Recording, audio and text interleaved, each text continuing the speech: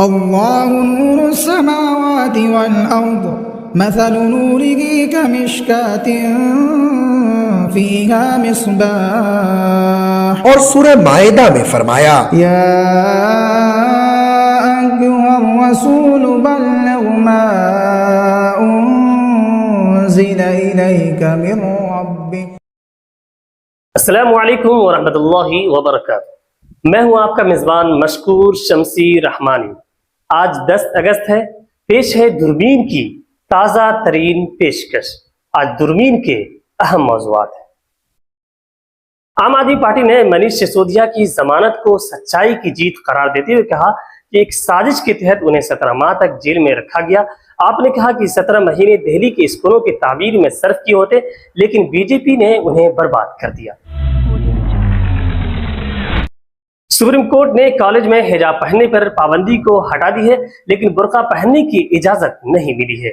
کیا ہے پورا معاملہ، تفصیلات میں دیکھیے. متھرا شاہی عیدگاہ تنازع پر الہ آباد ہائی کورٹ کے حکم سے مسلم فریق ناراض ہے.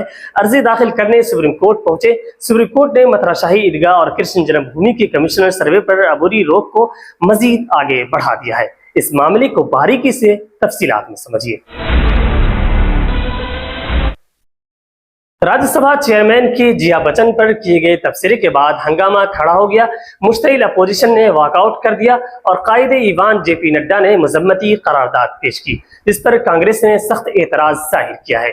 اپوزیشن نے راجیہ سبھا کے چیئرمین کے رویے پر سوال اٹھاتے ہوئے آواز دبانے کا الزام بھی لگایا. یہ تبصرہ کیا تھا، تفصیلات میں سمجھیے.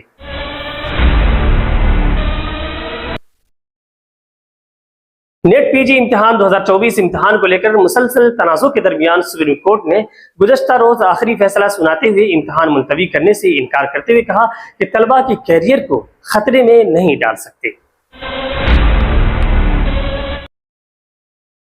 لوک سبھا نے وقف ترمیمی بل پر مشترکہ پینل کے لیے 21 اراکین کے نام کی تحریک کی منظوری کی. وعدے کے مطابق مرکزی حکومت نے وقف ترمیمی ایکٹ 2024 کی مزید جانچ کے لیے جے پی سی تشکیل دے دی ہے. اس پینل میں لوک سبھا کے 10 ممبران پارلیمنٹ کو شامل کیا گیا ہے. کون کون ممبران ہیں، تفصیلات میں دیکھیے. بنگلہ دیش میں یونس حکومت کے وزراء میں قلمدان تقسیم ہو گیا ہے. محمد یونس کی قیادت میں بنگلہ دیش کی نئی عبوری حکومت 8 اگست کو تشکیل پائی تھی. جمعرات کو ان کے 16 صلاحکاروں میں سے 13 نے حلف برداری کی، باقی 3 اس تقریب میں موجود نہیں تھے. کن کن کو کون سا قلمدان دیا گیا ہے، مزید تفصیلات میں. اٹلی میں ریکارڈ توڑ گرمی کے درمیان کئی علاقوں میں ایمرجنسی نافذ کر دیا گیا ہے. اٹلی میں ان دنوں شدید گرمی پڑ رہی ہے اور لوگوں کا برا حال ہے. اٹلی کی علاقائی اور میونسپل حکومتیں ملک کی انتہائی گرم اور خشک موسم گرما کی وجہ سے ہنگامی حالت کا اعلان کر رہی ہے. ایران نے کہا کہ اسرائیل کو ہنیہ کے قتل کی بھاری قیمت چکانی ہوگی. ایران کے قائم مقام وزیر خارجہ علی باقری کنی نے کہا کہ تہران میں حماس کے سیاسی بیورو کے سربراہ اسماعیل ہنیہ کا قتل ایک اسٹریٹجک غلطی تھی جو اسرائیل کو بہت مہنگی پڑے گی.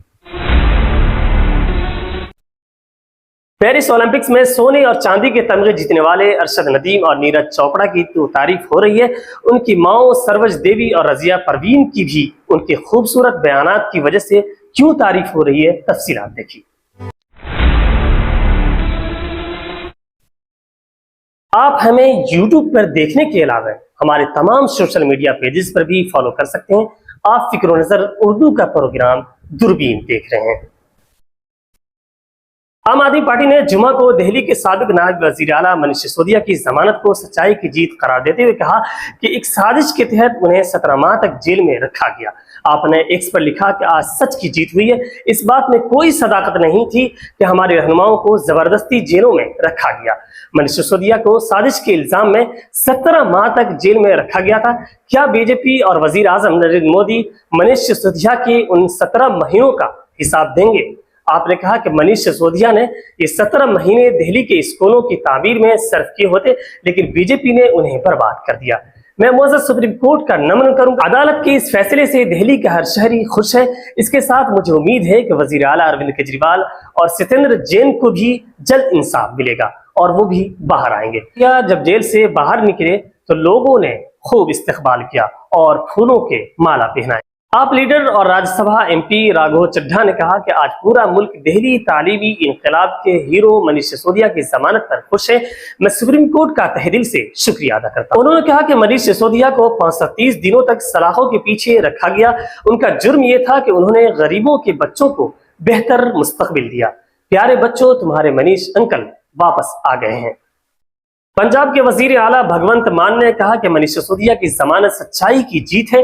واضح رہے کہ سپریم کورٹ نے مبینہ شراب گھپلہ میں سسودیا کی ضمانت منظور کر لیے۔ وہ 17 ماہ سے تہاڑ جیل میں بند تھے۔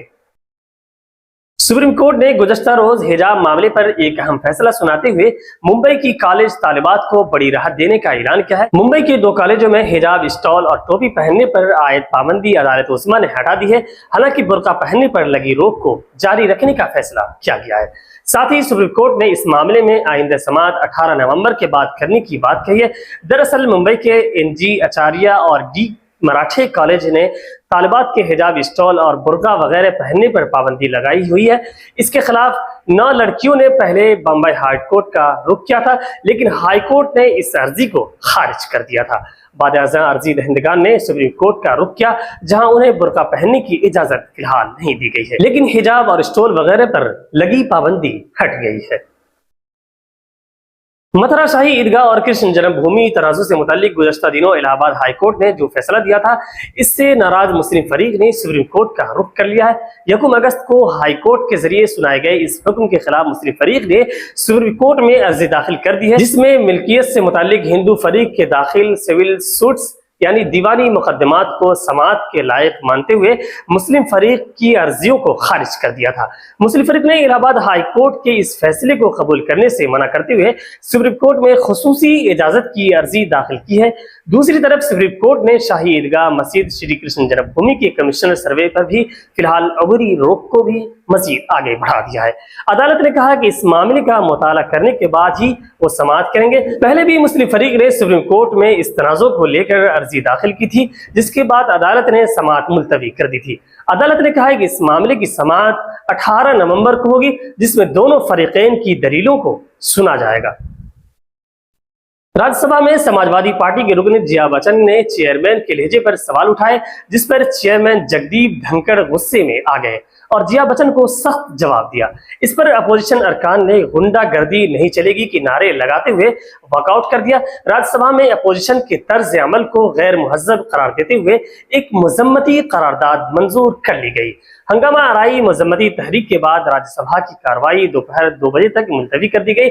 اس معاملے پر اپوزیشن جماعت کانگریس نے سخت رد عمل ظاہر کیا ہے۔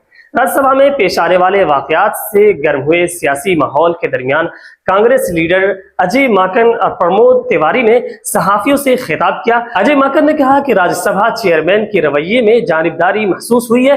ان کا کہنا ہے کہ راجیہ سبھا جو ملک کے تمام پارلیمانی اداروں کے لیے رہنمائی اصول مقرر کرتی ہے، وہاں چیئرمین کو غیر جانبدار رہنا چاہیے۔ انہوں نے کہا کہ چیئرمین کی جانب سے غیر جانبداری کا فقدان محسوس کیا جا رہا ہے اور اپوزیشن کی آواز کو کم اہمیت دی جا رہی ہے۔ انہوں نے مزید کہا کہ یہ صرف کانگریس پارٹی کا مسئلہ نہیں ہے، بلکہ تمام اپوزیشن جماعتوں کا یہی موقف ہے۔ ان کا کہنا ہے کہ اگر راجیہ سبھا میں اپوزیشن کی آواز دبائی جائے گی تو ملک کی تمام ریاستوں میں بھی جمہوریت کیسے قائم رہے گی۔ دریں اثنا کانگریس لیڈر پرمود تیواری نے کہا کہ یہ نہ صرف پارلیمانی روایت کے خلاف ہے، بلکہ یہ بھی جمہوریت کے خلاف ورزی ہے۔ پارلیمان میں اپوزیشن کے رہنما کو ان کے تجربے کے مطابق بات کرنے کی اجازت دینی چاہیے، لیکن حال ہی میں ایسا نہیں ہو رہا ہے۔ سپریم کورٹ نے 11 اگست کو ہونے والے نیٹ پی جی امتحان 2024 کو ملتوی کرنے کی درخواست کو مسترد کر دیا ہے۔ عدالت نے کہا کہ 2 لاکھ طلبہ کو امتحان میں شریک ہونا ہے، 4 لاکھ والدین ہیں اور 4 طلبہ امتحان ملتوی کرنے کے لیے یہاں آئے ہیں۔ عدالت نے کہا کہ ملک میں بہت سارے مسائل ہیں اور آپ جانتے ہیں کہ نیٹ پی جی امتحان کو دوبارہ شیڈول کیا جائے۔ درخواست گزار کا دعویٰ ہے کہ امتحان میں شریک ہونے والے بہت سے امیدواروں کو ایسے شہروں میں امتحان مراکز الاٹ کیے گئے ہیں جہاں ان کا پہنچنا مشکل ہے۔ درخواست میں کہا گیا ہے کہ طلبہ کو 21 جولائی کو ان کے امتحان کے شہر کے بارے میں آگاہ کیا گیا تھا۔ امتحانی مرکز کے بارے میں معلومات 8 اگست کو دی گئی، جبکہ امتحان 11 اگست کو ہونا ہے۔ طلبہ کے لیے اتنے کم وقت میں مرکز پہنچنا مشکل ہوگا، اس لیے 11 اگست کو ہونے والے امتحان کو ملتوی کیا جائے۔ خیال رہے کہ اتوار 11 اگست کو ہونے والے نیٹ پی جی امتحان 2024 کے لیے ایڈمٹ کارڈ جاری کیے گئے ہیں۔ National board of examination in medical science یعنی NBMS نے 8 اگست کو نیٹ پی جی امتحان 2024 کا داخلہ کارڈ جاری کیا ہے۔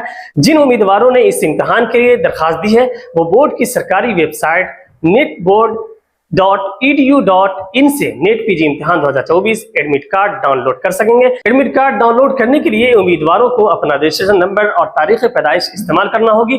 پہلے یہ امتحان جون میں ہونا تھا لیکن نیٹ اور UGC نیٹ پیپر لیک ہونے کی وجہ سے امتحان ملتوی کر دیا گیا۔ لوک سبھا نے جمعہ کو وقف ترمیمی بل 2024 کی جانچ کے لیے پارلیمنٹ کی مشترکہ کمیٹی JPC کا حصہ بننے کے لیے اپنے 30 ارکان کے نام کی تحریک منظور کی۔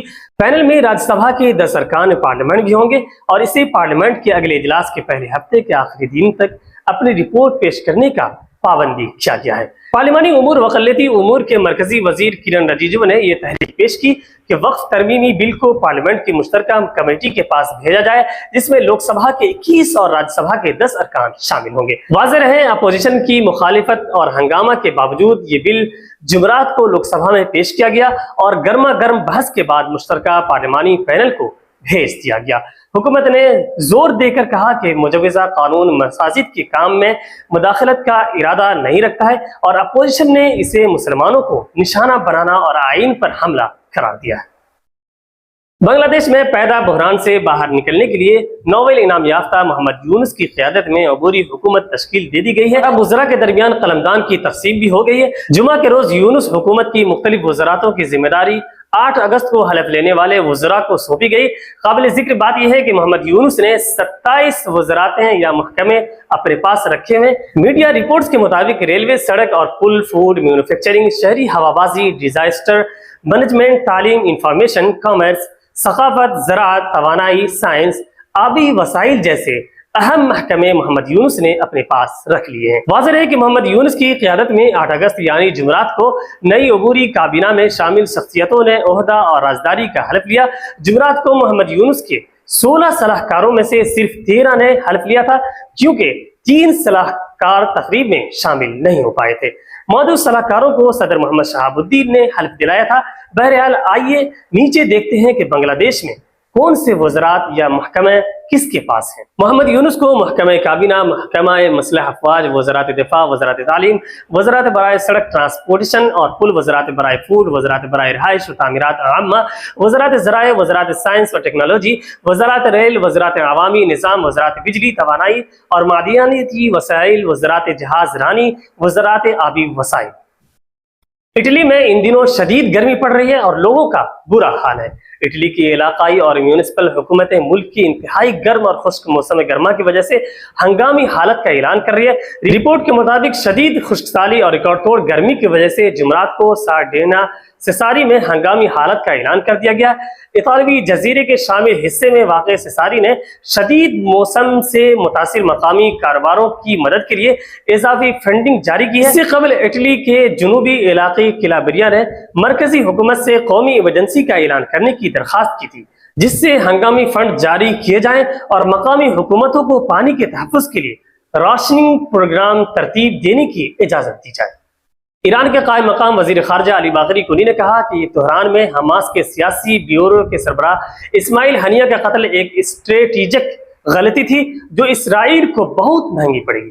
باقری کنی نے یہ بات جمعرات کو AFP کے ساتھ انٹرویو کے دوران کی۔ اسرائیل نے ہنیہ کے قتل پر کوئی تبصرہ نہیں کیا جو 31 جولائی کو نومنتخب صدر مسعود پزشکیان کے تقریبی حلف برداری میں شرکت کے لیے تہران میں موجود تھے۔ ایران نے اسرائیل کے خلاف انتقامی کارروائی کا وعدہ کرتے ہوئے اسے ہنیہ کے قتل کا ذمہ دار قرار دیا تھا۔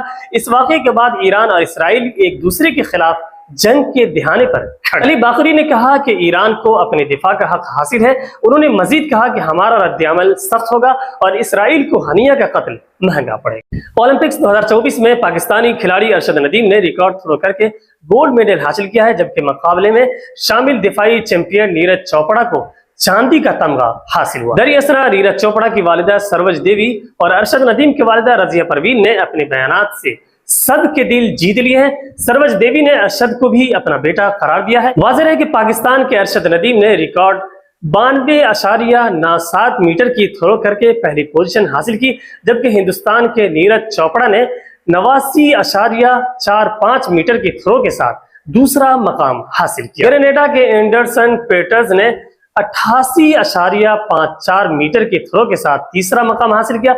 इस मौके पर एथलीट नीरज चोपड़ा की फैमिली की जानिब से मीडिया पर तबसरा किया गया। नीरज चोपड़ा की वालिदा सरवज देवी बेटे के चांदी के तमगे पर खुश दिखाई दी। नीरज चोपड़ा के वालिदा ने अरशद नदीम को भी अपना बेटा करार दे दिया है। उनका कहना था कि हम बेहद खुश हैं, हमारे लिए चांदी का तमगा भी सोने के मुतरादिफ है। सोने का तमगा हासिल करने वाला भी मेरे बेटे जैसा ही मेहनत करता है। वो जख्मी था मगर हम बच्चे की परफॉर्मेंस से खुश हैं। मैं अपने बच्चे के लिए उसकी पसंदीदा डिश बनाऊंगी। जबकि नीरज के वालिद का कहना था कि मुझे मेरे बेटे की परफॉर्मेंस पर फख्र है। साथ ही नीरज के वालिद ने एतराफ़ करते हुए कहा कि आज पाकिस्तान का दिन था, जबकि वालिद ने नीरज की इंजरी को हार की वजह करार दे दिया है। फिक्र नजर की खास बुलेटिन दूरबीन की गुज़श्ता पेशकश में दिलशाद, अबीर हसन, मोहम्मद असदुल्लाह, वसीम अहमद, मोहम्मद नसरुद्दीन, मोहम्मद सालिक, वहीदुर रहमान, मौलाना नसीम अहमद नदवी और मोहम्मद सादिक साहिबान ने अपना कीमती तबसरा करके हमारी हौसला अफजाई की है। हम अपने तमाम नाजरीन का शुक्रिया अदा करते हैं। आप मुझसे और हमारे साथियों से एक्स पर भी राब्ता कर सकते हैं। हमारा एक्स हैंडल है @फिक्र-नज़र। शुक्रिया।